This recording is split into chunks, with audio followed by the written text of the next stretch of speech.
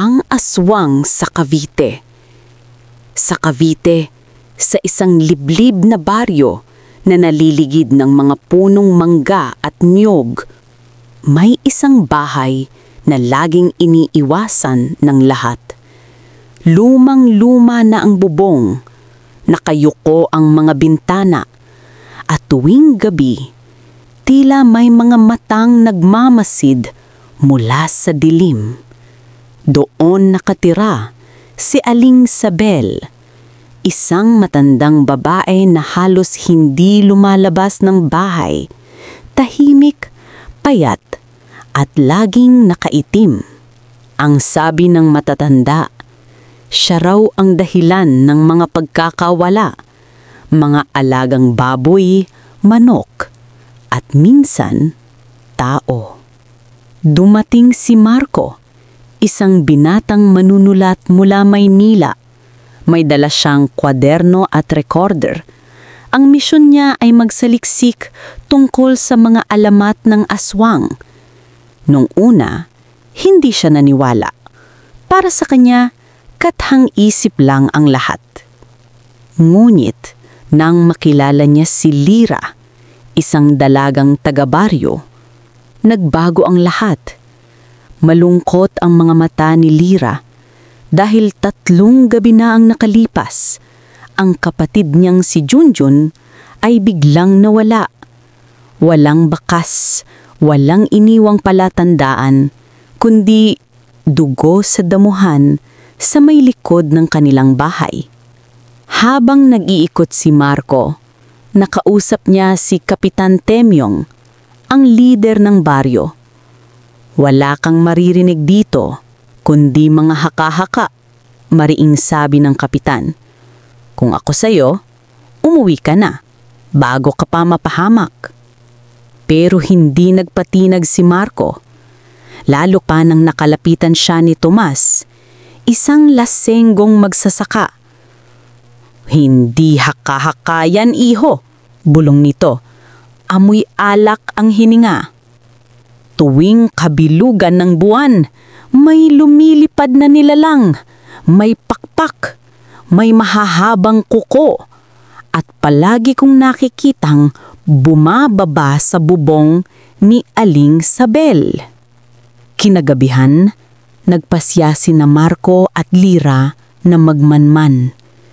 Tahimik silang nagtago sa kakahuyan, katapat ng lumang bahay. Humahampas ang hangin, kumalakalakos ang mga dahon. Sa loob ng bahay, may narinig silang ingay. Isang ungol, mahabang iyak na parang halinghing ng hayop. Kasunod nito, ang matinis na tinig ng isang matanda, kumakanta. Dahan-dahan silang lumapit sa bintana, at doon nila nakita si Aling Sabel, nakaluhod sa harap ng isang bangkay ng baboy. Ngunit ang baboy, butot at balat na lang. Sinusubsop niya ang natitirang dugo gamit ang mahaba at matulis na dila.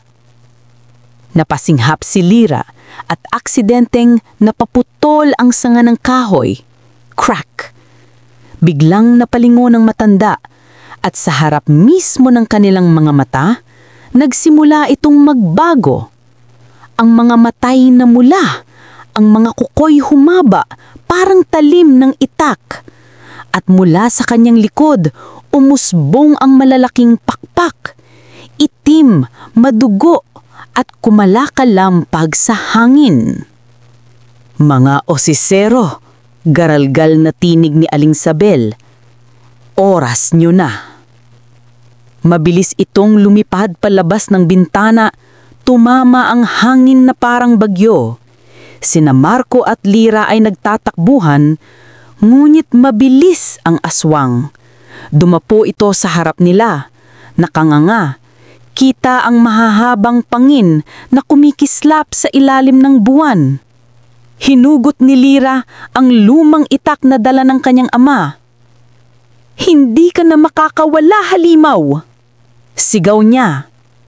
Nagbanggaan ang dilim at liwanag, ang mga kuko ni Aling Sabel laban sa matalim na itak ni Lira. Si Marcoy pilit na nagtatago, ngunit ang bawat atake ng aswang ay palapit na kay niya. Sa isang iglap, nasugatan ni Lira ang pakpak ng nilalang. Napahiyaw ito, malakas, nakakapaniging ng laman. Ngunit bago pa nila tuluyang mapatay, naglaho si Aling Sabel sa gitna ng gabi, kasama ng malakas na hampas ng hangin. Naiwan ng baryo sa katahimikan. Ngunit hindi katahimikan ng kapayapaan, kundi katahimikan ng takot.